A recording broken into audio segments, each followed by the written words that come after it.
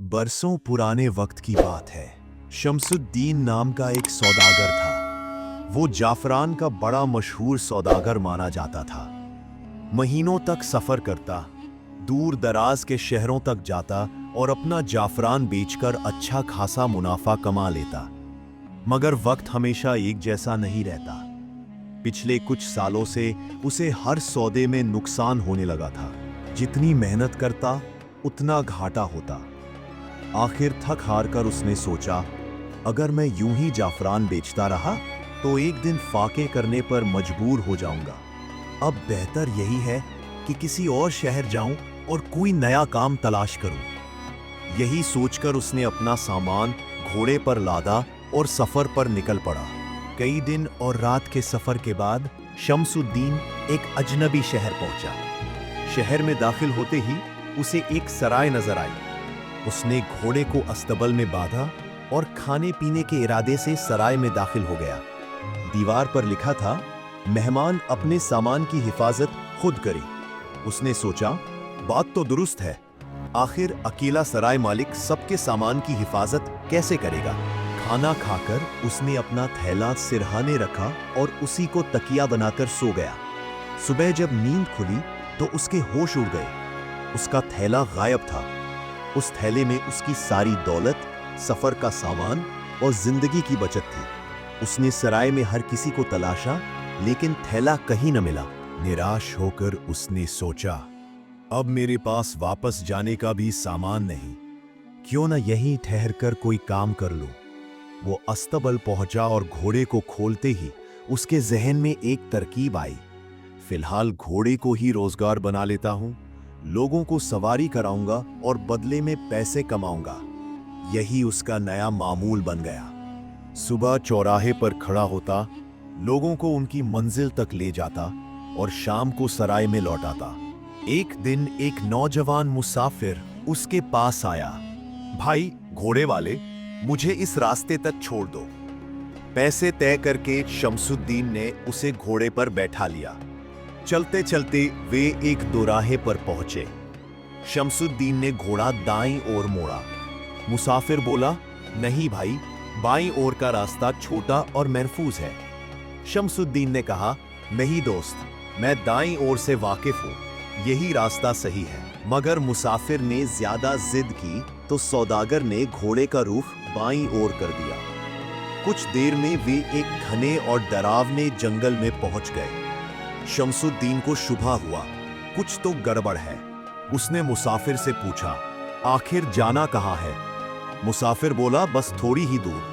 लेकिन जल्द ही वे जंगल के उस हिस्से में पहुंचे जहां इंसानी लाशें बिखरी पड़ी थीं।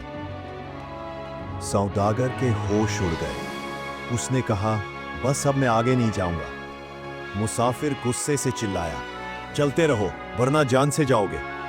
सौदागर ने इनकार कर दिया। तभी मुसाफिर ने खंजर निकाल लिया और उस पर हमला करने को बढ़ा। सौदागर गिड़गिड़ाया, मेरे पास जितना है सब ले लो, मेरा घोड़ा भी ले जाओ, मगर मुझे मत मारो। मगर मुसाफिर बोला, आज तुम जरूर मरोगे। सौदागर समझ गया कि अब उसकी जिंदगी का आखिरी वक्त है। उसने रोते हुए कहा, मुझे नहीं मालूम तुम कौन हो, किस मजहब के हो, मगर मैं मुसलमान हूं। मुझे 2 रकात नमाज पढ़ने दो, फिर मैं खुशी से मौत कबूल कर लूंगा। मुसाफिर ने गुस्से में कहा, ठीक है, जल्दी पढ़ो, मेरे पास वक्त नहीं। सौदागर कांपते जिस्म और रोती आंखों से नमाज में खड़ा हुआ। झाड़ियों से एक तेज घुड़सवार निकला। उसने अपनी नोकदार नेजा इतनी शिद्दत से मुसाफिर के सीने में मारी कि वो वहीं ढेर हो गया। और जितनी तेजी से घुड़सवार आया था उतनी ही तेजी से गायब भी हो गया। सौदागर कुछ लम्हों तक बुत बना खड़ा रहा, फिर घोड़े पर सवार होकर पूरी रफ्तार से शहर भागा। उस रात सौदागर सराय नहीं गया। वो भूखा प्यासा एक मस्जिद में जाकर सो गया। आधी रात को उसे कुछ आवाज सुनाई दी। वो चौंक कर उठा। देखा, एक अंधा फकीर मस्जिद में दाखिल हुआ। धीरे धीरे चलते हुए उसने आंगन की एक ईंट उठाई, जमीन खोदी और उसमें से सिक्कों की थैली निकाली। उसने उसमें और सिक्के डाले और फिर वहीं दबा दिया। सौदागर यह सब देखता रहा। उसके मन में ख्याल आया, अगर मैं इस थैली से कुछ सिक्के उधार ले लूं और कारोबार शुरू कर दूं तो बाद में लौटाऊंगा। उसने 40 सिक्के निकाले और सुबह बाजार जाकर फिर से जाफरान का कारोबार शुरू कर दिया।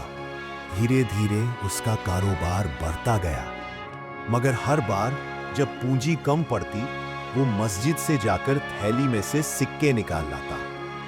इस तरह वो शहर का मशहूर सौदागर बन गया। लोग उसका नाम इज्जत से लेते। लेकिन सच छुपता कब है? एक दिन उसने सोचा, अब अंधे फकीर को उसके पैसे लौटा दूं। वो 200 सिक्के लेकर गया और कहा, जनाब, मैं आपको तोहफा देना चाहता हूं। फकीर ने उसका हाथ पकड़ लिया और बोला, ये वही 200 सिक्के हैं जो मेरी थैली से गायब हुए। तुम चोर हो। दोनों काजी के पास पहुंचे। सौदागर ने रोते हुए कहा, मैंने चोरी नहीं की थी, मजबूरी में उधार लिया था। मगर फकीर बोला, इसकी वजह से मैं 2 साल कारोबार न कर सका। अब मुझे 200 नहीं 400 सिक्के चाहिए। काजी ने मजबूर होकर सौदागर को 400 सिक्के देने का हुक्म दिया। सौदागर ने रकम देकर जान छुड़ाई, लेकिन फकीर ने फिर दावा ठोक दिया और दोबारा 400 सिक्के मांगे। आखिर सौदागर ने तंग आकर अपना सब सामान समेटा और उस शहर को हमेशा के लिए छोड़ दिया। दोस्तों, ये कहानी हमें यही सिखाती है कि लालच और मजबूरी दोनों इंसान को गिरा सकती है। अगर सौदागर ने पहले दिन सब्र किया होता तो उसे इतने इम्तिहानों से न गुजरना पड़ता, और अगर फकीर ने भी अपनी दौलत में तौक्कल किया होता तो वो भी लालच का शिकार न बनता। असली दौलत वही है जो हलाल और ईमानदारी से कमाई जाए, और असली ताकत वही है जो सब्र और तौक्कल से मिलती है।